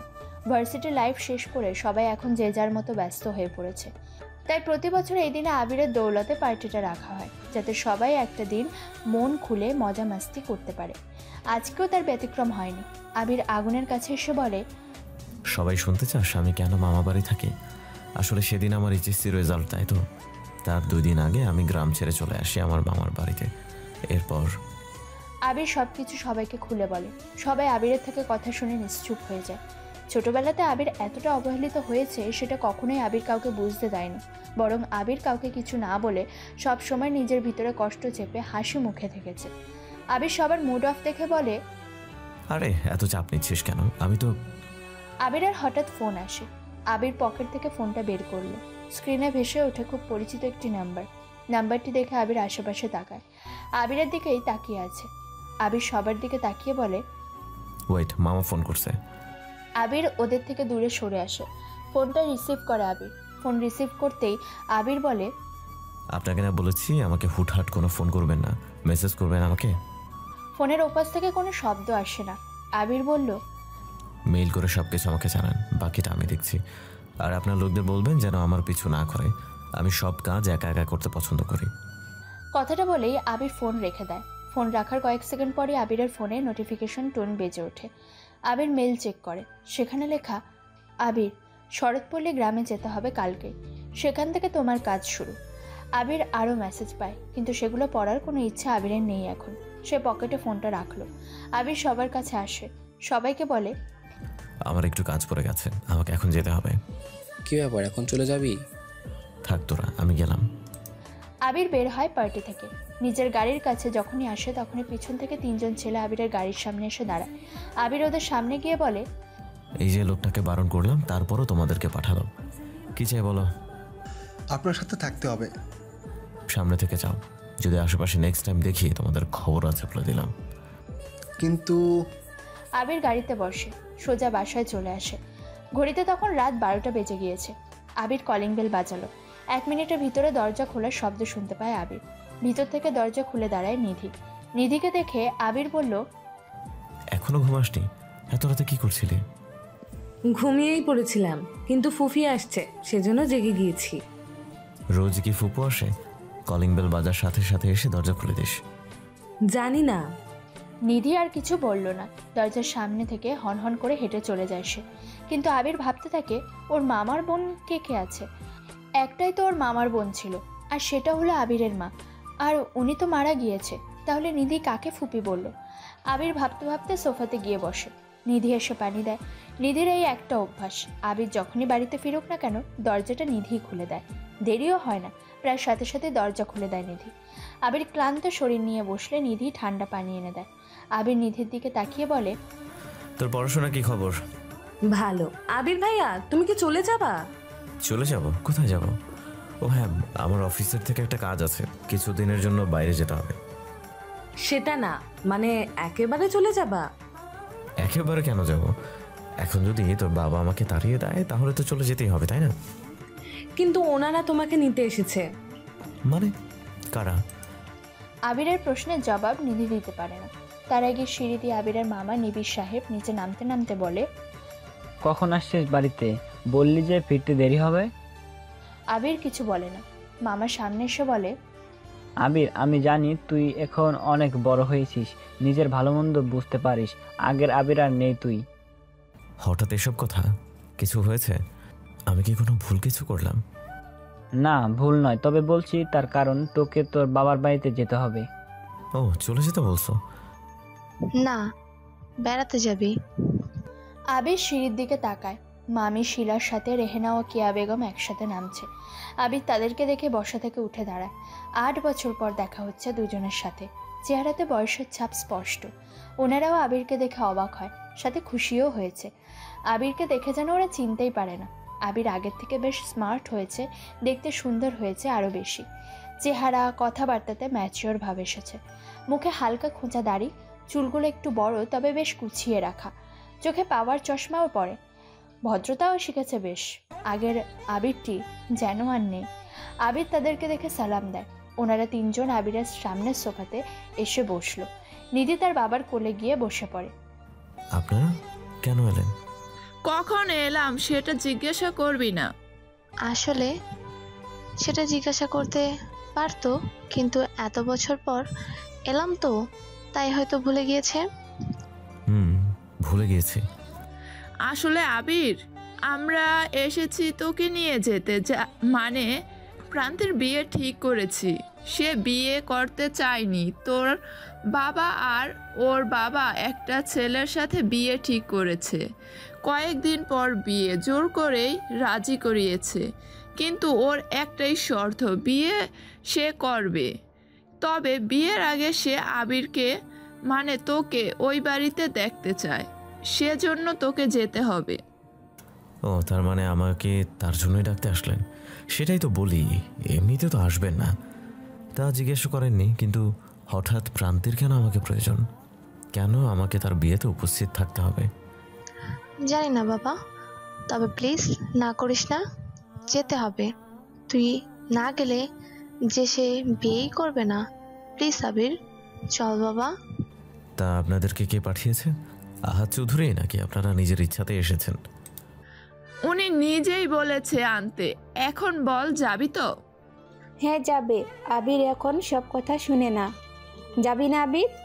আচ্ছা, মামি যেহেতু বলেছে তখন আর না করে কিভাবে? ঠিক আছে, যাব। তবে আমার সাথে আমার বন্ধু সিফাত যাবে। কোনো ব্যাপার না। আবির ভাইয়া গ্রামে যাবে? ইস, আমি গ্রাম দেখিনি কখনো। হ্যাঁ, নিধিকেও তাহলে সাথে নিস। আবির, অফিস থেকে আবির ছুটি নিয়ে নে। আমি কি তোর স্যারের সাথে কথা বলবো? না, ঠিক আছে, নিধি, রেডি থাকিস, কালকে সকালে বেরোবো। আবির কথাটা বলে সেখান থেকে চলে যায় নিজের রুমে। আবির রুমে গিয়ে জানালা খুলে দেয়। দক্ষিণা বাতাস এসে গায়ে লাগে আবিরের। আবির ভাবতে থাকে পুরনো কথা। প্রান্তির কথা আরও বেশি মনে পড়ছে আবিরের। কি নির্মম দৃশ্য ছিল। আবিরের মার খাওয়া দেখে প্রান্তি একটুও কাঁদেনি। আবির প্রান্তির চেহারাটা ভাবছে আর মুচকি হাসছে। হঠাৎ দরজায় কড়া নাড়ার শব্দ শুনতে পায় আবির। দরজার দিকে তাকিয়ে দেখে নিধি দাঁড়িয়ে। নিধি আবিরের মামাতো বোন, ইন্টার পাশ করেছে কিছুদিন হলো। আবিরের থেকে 8 বছরের ছোট সে। কি ব্যাপার, দরজায় দাঁড়িয়ে কি করছিস? আবির আবির মানে আবির ভাইয়া, একটা প্রশ্ন করব? হ্যাঁ কর। এই যে প্রান্তিটা কে? প্রান্তি আমার এক্স। এখন যা, ঘুমা। এমন গন্ডার মার্কা আচরণ করলে কোনো মেয়ে তোমাকে পাত্তা দেয়? আসছে এক্সের গল্প শোনাতে, পচা তুমি। তুই রুম থেকে যা, গিয়ে ঘুমা, আমার কাজ আছে। আচ্ছা, সুন্দর করে কথাই বলে না, তুমি অনেক বোরিং। নিধির কথা শুনে আবির মুচকি হাসল। নিধি আর দাঁড়ায় না, সোজা নিজের রুমে চলে যায়। আবির সিফাতকে কল করে সব কিছু বলল। সিফাত তো এক্সাইট গ্রামে যাবার জন্য। আবির গাড়ি চালাচ্ছে। ওদের গাড়িতে নিধি আর সিফাত বসা। পিছনের গাড়িতে আবিরের 2 মা বসে আছে। শহর ছেড়ে শরৎপল্লী গ্রাম অনেক পা দূরে। 5 থেকে 7 ঘন্টা জার্নি। সকাল পেরিয়ে দুপুর হয়। বৃষ্টি হচ্ছিল অনেক জোরে এতক্ষণ। বৃষ্টি কমতে সিফাত বলে, আবির অনেক ক্ষুধা লাগছে রে, ওই যে সামনের দোকানটা দেখা যাচ্ছে, চল তো কিছু গিয়ে খাই। আচ্ছা চল। আবির দোকানের সামনে গাড়ি রাখলো। গাড়ি থেকে সবাই নামে। আবির দোকানের কাছে যায়। দোকানের সামনে অনেকগুলো বাইক রাখা। নিধি গাড়ির সামনে দাঁড়িয়ে আছে। আবির আর সিফাত দোকানের ভিতরে যায় কিছু কিনতে। দোকান থেকে 5 জন ছেলে বের হয়। একটা ছেলে বলে, ভাই মেয়েটারে দেখেন, ওই যে গাড়ির সামনে দাঁড়িয়ে, উফ দেখতে কি হট, ওনার ওপর দিয়েও বুকের আয়তন বোঝা যাচ্ছে। আসলেই ভাই, মালটা কিন্তু হেভি। চলেন তো একটু পটানো যাক। ওরা একসাথে এগিয়ে আসে। গাড়ির সামনে এসে ছেলেগুলো দাঁড়ায়। রেহেনা আর কেয়া বেগম তখন নিধির কাছে এসে দাঁড়িয়েছে। নিধিকে দেখেই ওদের মধ্যে থাকা লিডার ছেলে সৈকত বলে, উফ আসলে তো মালটা দেখতে সেই অস্থির, কি ফিগার মাইরি, তোদের নজর আছে। ইস, মালটাকে পেলে খেয়ে ফেলতাম। ওই জানোয়ারের দল, কি বলছিস রে? আরে আন্টি, আপনাদের মেয়ে দেখতে কিন্তু পুরাই অ্যাটম বম, ফুসকা পড়ে যাবে ধরলে। ভাই সাইজটা দেখেন, পুরো রসগোল্লার মতো। মামনি তোমার নাম কি? ওই তোরা জানোয়ারের মতো কথা বলছিস কেন? ইস, একদম ফুলের মতো মালের আবার এত কাটার মতো কথা। নিধি ওদের কথা শুনে কান্নাই করে ফেলেছে। কিন্তু ওরা থামার পাত্র নয়। কিন্তু কেয়া আর রেহেনা বেগম ভয় পাচ্ছে। কারণ আবির যদি দেখতে পায় এখানে অনেক কিছু ঘটে যেতে পারে। কারণ কেউ না চিনলেও ওরা আবিরকে ভালো করেই জানে। আবির দোকান থেকে বের হয়। কেয়া বেগম ভয়ে চুপ হয়ে গেছে। আবির নিধির কাছে আসে। নিধিকে কাঁদতে দেখে বলে, কি ব্যাপার, কাঁদছিস কেন? ওই ছেলেগুলো অনেক বাজে বাজে কথা বলেছে আমাকে, ওরা অনেক খারাপ। ওই যে ছেলেগুলো, ওই ছেলেগুলো, দাঁড়া। আবির কথাটা বলে ওই ছেলেদের দিকে এগিয়ে যায়।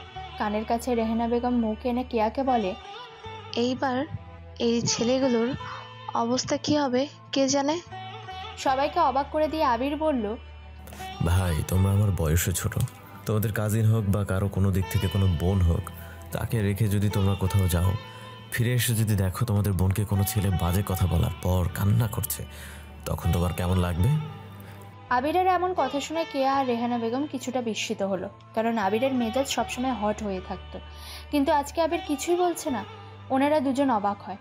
আবির আবার বলে, শোনো ভাই, মেয়ে মানুষকে ভালোবেসে কাছে টানতে হয়, তাহলে সে সব কিছু তোমাকে দেবে, তার জীবন পর্যন্ত। এভাবে বললে তো ভয় পাবে। দেখো গিয়ে সরি বলো, সুন্দর করে সরি বলো, দেখবো মেয়েটার ভয় পাচ্ছে না। সৈকত সব কিছু শোনে। কিছু না বলে সেখান থেকে বাইক নিয়ে চলে যায়। আবির ওদের চলে যাওয়ার দিকে তাকিয়ে আছে। কিয়া বেগম দ্রুত আবিরের কাছে এসে বলে, কি হলো আবির, তুই ওদেরকে মারলি না কেন? আবির মুচকি হাসলো। তারপর সৈকতদের এমন আচরণে আবির যে চুপচাপ কথা বলছে সেটা দেখে ওর মায়েরা একদমই অবাক হয়। কারণ এমন আবিরকে ওরা এর আগে জানেনি, দেখেওনি। সৈকতরা আর কিছু না বলে সেখান থেকে চলে যায়। আবির ওদের চলে যাওয়ার দিকে তাকিয়ে থাকে। নিধি এসে পাশে দাঁড়ায়।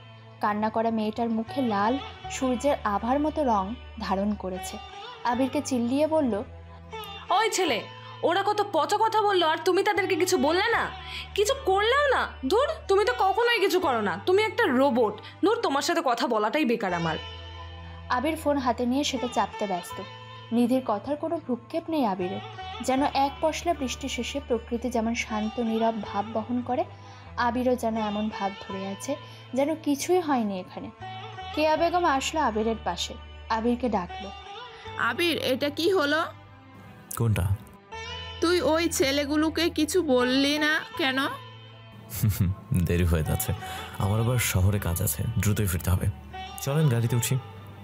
কেয়া বেগম আর কিছু বলে না। বেয়ারা ছেলেটার হঠাৎ করে এমন পরিবর্তন দেখে ওনারা সবাই অবাক হয়। কারণ যে ছেলেটা ঝামেলা দেখলেই নিজের থেকে সামনে যেত, সেই ছেলে ঝামেলা তো দূরের কথা, জোর গলাতে কথাও বলছে না। গাড়ি চলতে থাকে। আবিরের ফোন বেজেই চলেছে।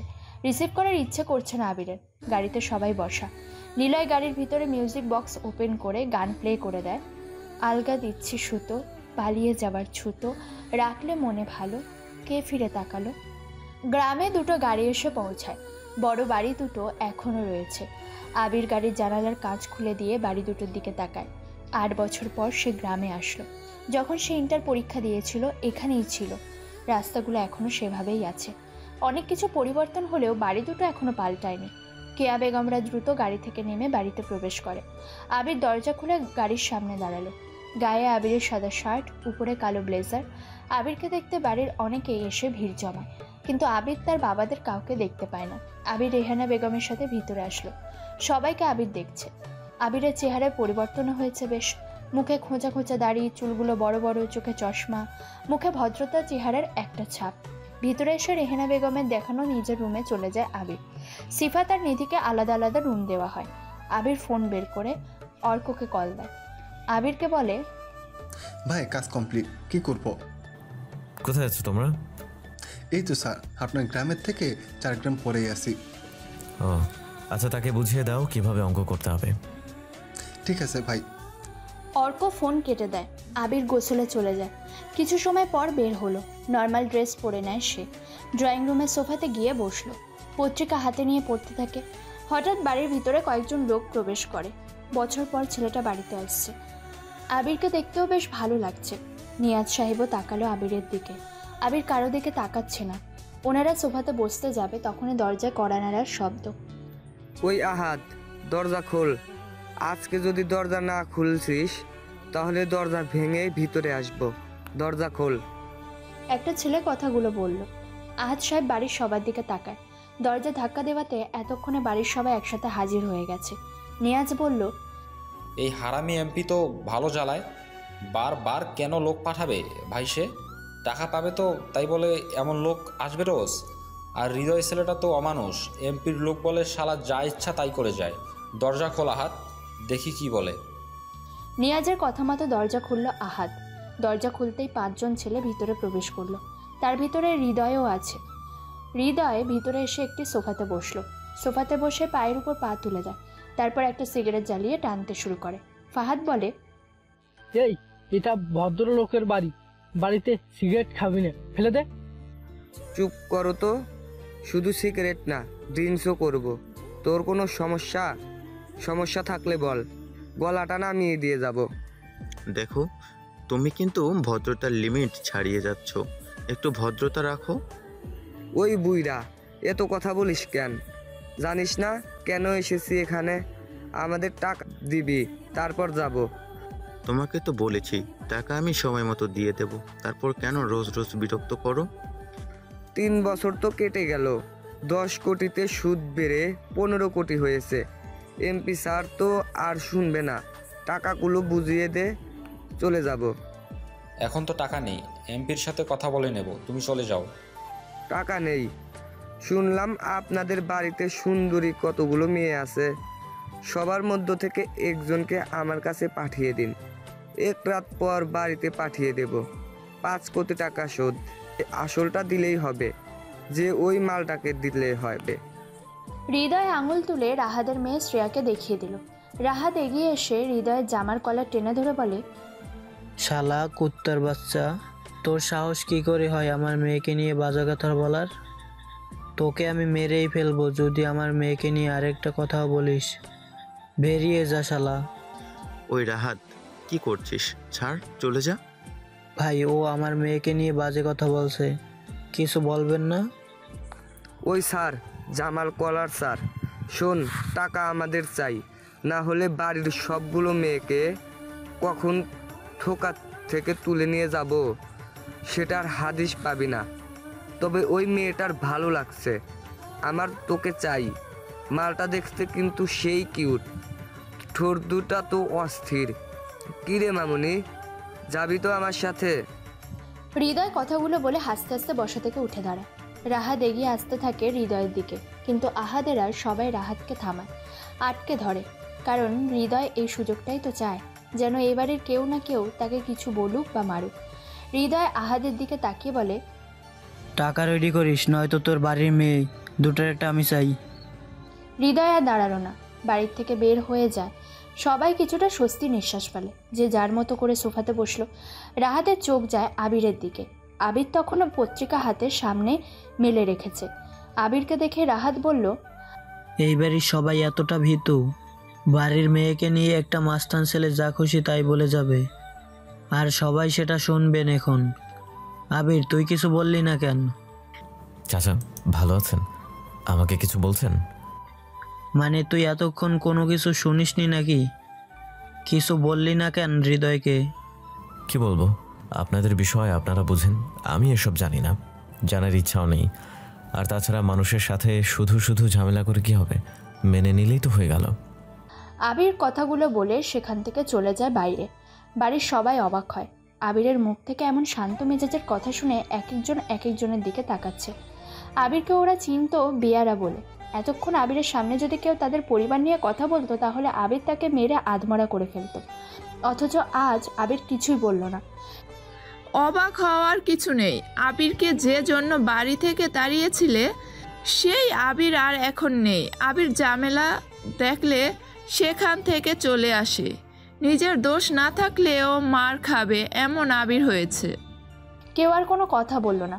আবির উঠোনে এসে বসছে। শ্রেয়া আসে বাইরে। শ্রেয়ার মন খারাপ অনেক। রাহাত আঙ্কেলের মেয়ে, একমাত্র বাবা ছাড়া কেউ হৃদয়ের কথায় প্রতিবাদ করল না। আবির শ্রেয়াকে ডেকে ডাক দেয়। শ্রেয়া আসে। আবির যখন এখানে ছিল তখন শ্রেয়ার বয়স ছিল 10 বছর। আবিরকে চেনে সে। আবিরের কাছে এসে বলে, ডাকলেন কেন? আরিয়া আছে না, সে কোথায় জানো? ভার্সিটিতে গিয়েছে, চলে আসবে। ও, আমাকে চিনতে পারছো? হ্যাঁ, বড় আব্বুর ছেলে, আমাদের কাজিন।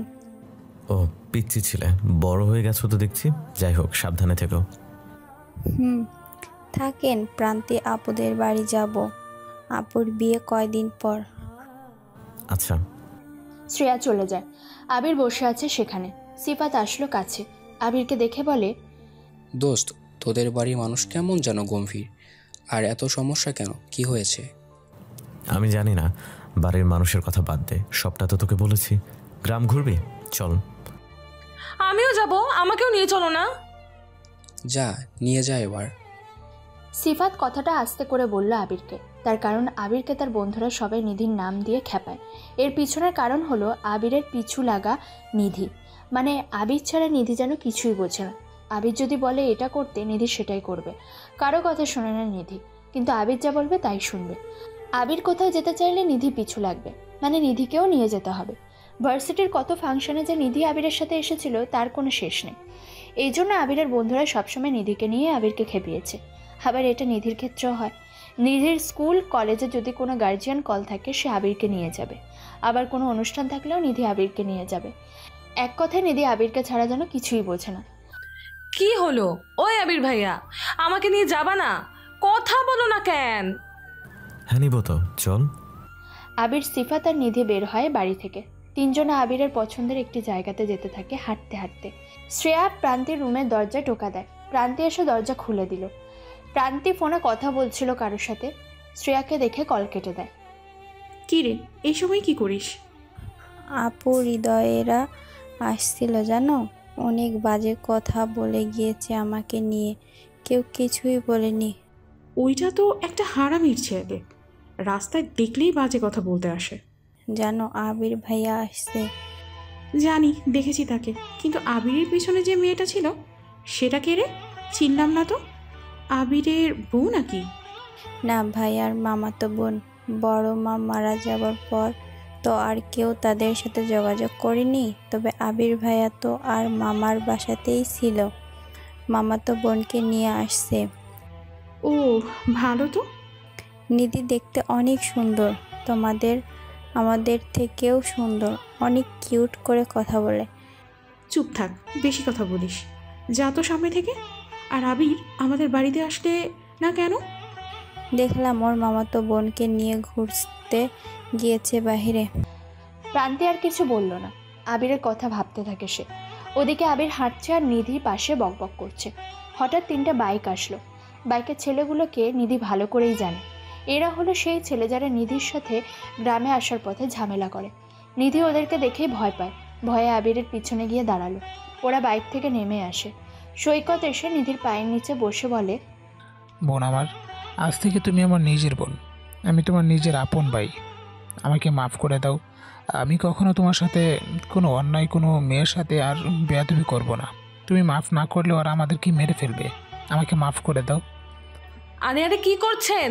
পা ছাড়েন বলছি। আমার কাছে কেন মাপ চাইছেন? কত কি তো বলেছিলেন তখন। আমার ভুল হয়ে গেছে, আমি বুঝতে পারিনি আপনি ওদের বোন হন। আমাকে এবার মাফ করে দেন। ওরা বলেছে মাফ না করা অবধি যদি আমি ফিরি তাহলে ওরা আমাকে সহ আমার পরিবারের সবাইকে মেরে ফেলবে। ওরা অনেক ভয়ঙ্কর। আমাকে এমন এমন জায়গায় মারছে আমি সেটা বলতে পারবো না। একটাই শর্ত, আপনি মাফ করলেই ওরা আমাকে ছাড়বে। আচ্ছা আচ্ছা ঠিক আছে, মাফ করে দিলাম, যান এখন। নিধির কথা শুনে ওরা পা ছাড়লো। তাড়াতাড়ি সেখান থেকে চলে যায়। নিধি অবাক হয়ে ওদের চলে যাওয়ার দিকে তাকিয়ে থাকে। নিধি বলে, এটা কি হলো? ওরা এমন এসে মাফ চাইলো কেন? কি হলো হঠাৎ? কি জানে, ওরা তো বেদব ছেলে ছিল, হঠাৎ করে এসে তোমার কাছে মাপ চাইলো কেন? আমিও বুঝতে পারছি না। যা হবার হয়েছে, চল বাড়ির দিকে ফিরি। আবিরের কথা মতো ওরা বাড়ির দিকে ফিরল। বাড়িতে যখন ঢুকতে যাবে মেন গেটে প্রান্তির সাথে দেখা হয়ে গেল আবিরের। আবির প্রান্তির দিকে তাকিয়ে চোখ সরিয়ে নেয়। প্রান্তি আবিরকে বলে, কেমন আছিস আবির? ভালো। অনেক বড় আর হ্যান্ডসাম হয়ে গিয়েছিস তো। তোর সাথে এরা কারা? আমার ফ্রেন্ড সিফাত, আমার মামাতো বোন নিধি, আর ও হলো প্রান্তি। আবির প্রান্তির সামনে থেকে চলে আসে। নিধি দ্রুত আবিরের কাছে আসে। আবিরকে বলে, এই মেয়েটাকে তোমাকে তুই করে বলে কেন? এই তোমার সাথে এত মেয়েরা কথা বলে কেন? আমার কাজিন, তাই কথা বলেছে, বেশি বকিস না। এই মেয়ে কেমন করে তোমার দিকে তাকাচ্ছিল, পচা লাগছে। হয়েছে, চুপ থাক। আবির ভিতরে আসে। তারপর আরিয়া দাঁড়িয়ে আছে। আবির কাছে যেতে আবিরকে দেখে আরিয়া জড়িয়ে ধরল। আবিরকে বলে, ভাইয়া তুই এত বছর পর আসলি, জানিস তোকে কত মিস করেছি। কেন চলে গিয়েছিলি তুই? এখন তো চলে এসেছি, চিন্তা নাই। ভাইয়া জানো, নিয়াজ আঙ্কেল না আর আগের মতো নেই। সব কিছু কেমন যেন চেঞ্জ হয়ে গেছে। উনি প্রান্তি আপুর বিয়ে ঠিক করেছে মেয়রের ছেলের সাথে। ছেলেটা অনেক খারাপ, নেশা করে বেড়ায়। ও আচ্ছা। আরিয়া, হৃদয়কে? হৃদয়কে তো কি চেনো? ও তো এমপির বোনের ছেলে, মানে এমপির ভাগ্নে হয়। সে তো আরও বেয়াদব। তুমি জানো না ভাইয়া, তুমি যাওয়ার পর চাচুরা সবাই মিলে 10 কোটি টাকা লোন নিয়ে একটা বিজনেস দাঁড় করাতে চেয়েছিল। ব্যাংক থেকে কিছু নিয়েছিল আর বাকি টাকা ম্যানেজ করতে এমপির সাহায্য নিয়েছিল। মেয়ার চাচু টাকা নিয়ে আসছিল। রাস্তায় অনেকগুলো ছেলে এসে ওনাকে মেরে টাকা নিয়ে যায়। ওনার গাড়িও ব্লাস্ট করে দেয়। উনি হাসপাতাল থাকে 3 মাস। টাকাগুলোর কোনো হদিশ আজও মেলেনি। বিজনেসটাও হয়নি, আবার টাকাও কাছে আসেনি। সেই জন্য 2 পরিবার পড়ে যায় বিরাট লসে। আর এমপির টাকাও শোধ করা হয়নি। সুদের হার বাড়তে বাড়তে সেটা এখন 15 কোটি টাকাতে এসেছে। আর সেই টাকার জন্য এমপির ভাগ্নে হৃদয় সপ্তাহে 3-4 বার বাড়িতে আসে। বাড়ির মেয়েদেরকে আজেবাজে কথা শোনায়। মুখ বুঝে সব সহ্য করছি। বারবার মনে হতো, যদি এখন তুমি থাকতে তাহলে হৃদয়ের কী যে অবস্থা হতো। কিন্তু তুমি তো চলে গিয়েছিলে, কোনো খোঁজ খবর নাওনি তুমি। এখন কেন আসছো? আবির কিছু বলল না। সে আরিয়ার থেকে চলে আসে। আবির যখন সিঁড়ি দিয়ে উপরে উঠছিল তখনই একটা পিচ্চির সাথে দেখা হয়। পিচ্চিটা ক্লাস 4-এ পড়ে, নাম অর্ণ। অর্ণ আবিরকে দেখেই বলে, তুমি ছোট আঙ্কুল তাই না? আমি তোমাকে চিনি, আমি তোমাকে দেখেছি। তুমি কে? আমি তো এই বাড়ির বস, আমাকে ছিল না? হাই রে, আমি হলাম mister Arna, the king is here. বাপরে, তা কিং মহাশয় আপনার মা বাবার নাম কি? ও মা, এটাও জানো না? তুমি আমার কাছে রোজ প্রাইভেট পড়বা, ঠিক আছে? আমি ভালো করে জানি সব। আমার বাবার নাম ফারহাদ, মায়ের নাম নিশি। ও, তুমি নিশি ভাবির ছেলে? কেন উঠছে? দেখা আছে এসে নিশির মতে আমারও ঠোঁটের উপর তিল আছে। এখানে সন্দেহ হয়, তবে সন্দেহ হলে গোড়া থেকে খোঁজার চেষ্টা করো। অর্ণ তো তোমাকে সাহায্য করবে। আবিরের পিচ্চির সাথে কথা বলে বেশ মজা পায়। ফাহাদের ছেলেই অর্ণ। বাড়িতে এসে এখনও নিশি ভাবির সাথে আবিরের দেখা হয়নি। পিচ্চিটা আবিরের সাথে সাথে উপরে ওঠে। সন্ধ্যা হয়। রাতের আকাশে তারাদের আনাগোনা। বেশ গরম পড়ছে। প্রকৃতিতে সন্ধ্যা নামার সাথে সাথেই চাঁদের আবির্ভাব। বোঝা যাচ্ছে পূর্ণিমা নেমেছে প্রকৃতিতে। 3-4 তলা বাড়ি। আবিরের যখন ভালো লাগতো না তখনই আবির এখানে এসে বসে থাকতো। আবির আকাশের দিকে তাকিয়ে আছে। পাশে অর্ণ দাঁড়িয়ে বকবক করছে। আবিরের কাছে অর্ণের বকবক শুনতে খারাপ লাগছে না। হঠাৎ আবির শুনতে পায় কারো গলা। কে যেন মেয়েলি কণ্ঠে বলল,